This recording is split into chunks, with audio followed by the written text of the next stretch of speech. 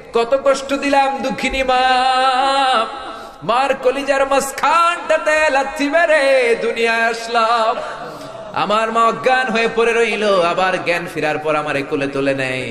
সবাই বলল 10 মাসের কষ্ট এত তাড়াতাড়ি ভুললি কেমনে? আমার মা জবাবে বললেন, তোমরা বুঝবা না, যখন আমি আমার সন্তান কোলে লইছি, বুকে লইছি, চুমা খাইছি রে, 10 মাসের সব কষ্ট আমি 1 মিনিটে ভুলা ফালাইছি। জানি না কোন ভাইয়ের ওই জনম দুঃখিনী মায়ের কবরে আগুন জ্বলে, কোন ভাইয়ের আব্বা জানের কবরে আগুন জ্বলে, দাদার কবরে, দাদির কবরে, নানার কবরে, নানির কবরে আগুন জ্বলে।